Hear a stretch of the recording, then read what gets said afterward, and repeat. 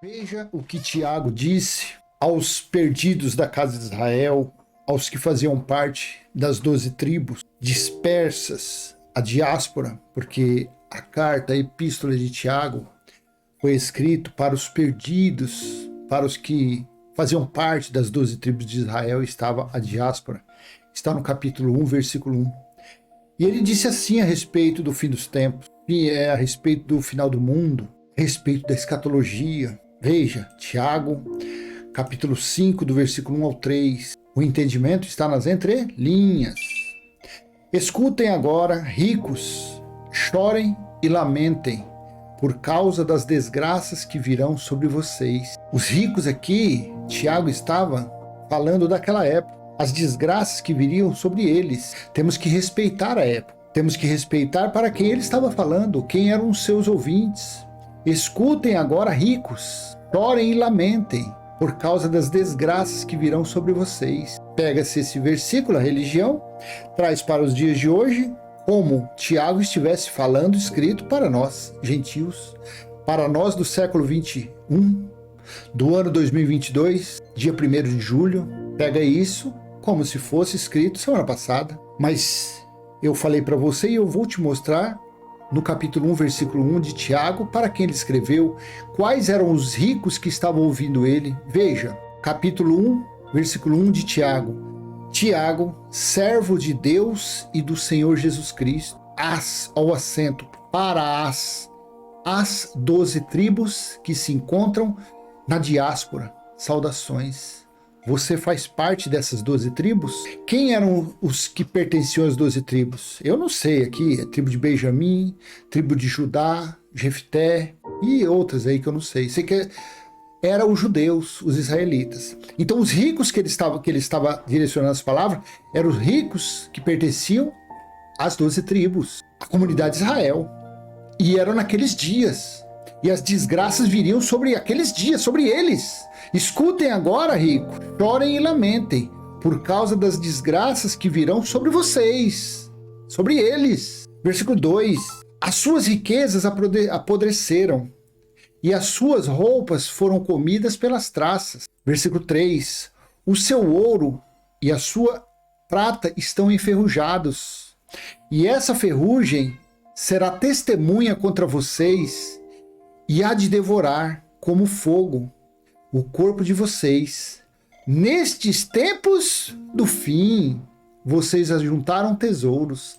Então Tiago estava falando para a comunidade de Israel, para os israelitas que estavam a diásporas, estavam dispersos, estavam espalhados, dirigindo as palavras dele. Então vamos entender a contextualização, a época, vamos entender quem eram os remetentes. Quem era o remetente é Tiago. Quem eram os destinatários? Os israelitas, os judeus, abastados, ricos naqueles dias. E ele estava falando que a desgraça, que o tormento, que as aflições viriam sobre eles. Como veio? Veio no ano 70. Eu não sei quando essa carta foi escrita. Uma coisa eu te garanto.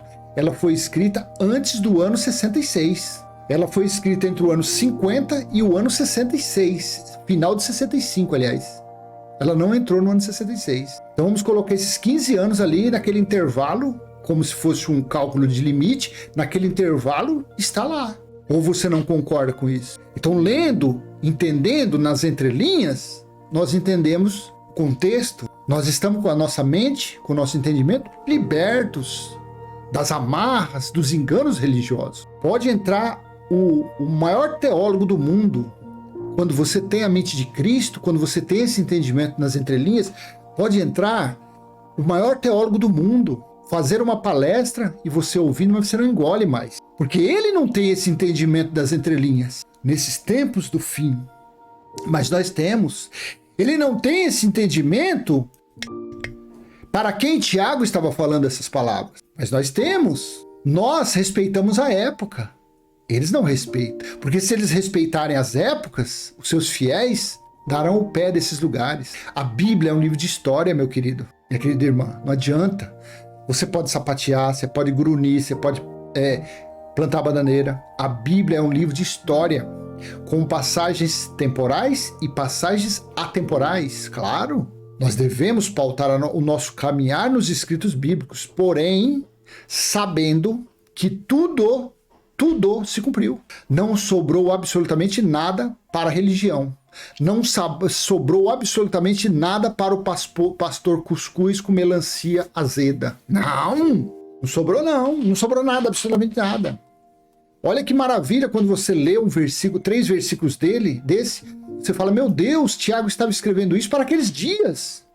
Escutem agora, ricos, chorem e lamentem por causa das desgraças que virão sobre vocês.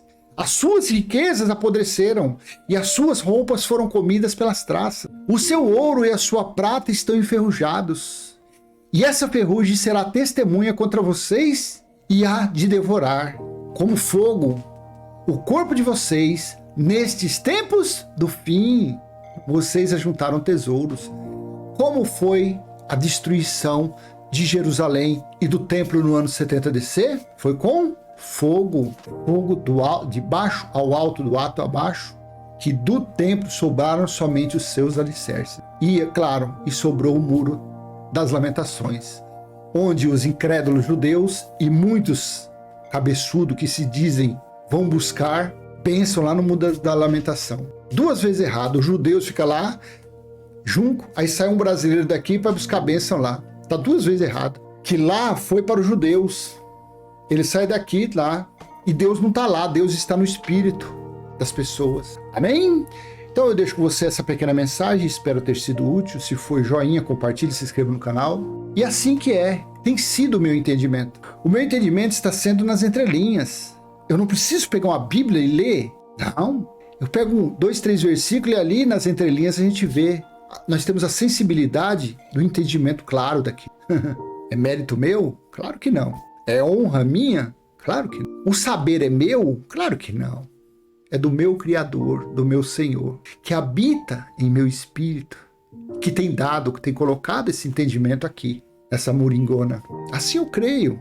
Você do outro lado pode não crer assim. Viva feliz no que você crê. Viva feliz na sua religiosidade. Seja feliz adorando o seu mestre. Seja feliz, é isso que você crê?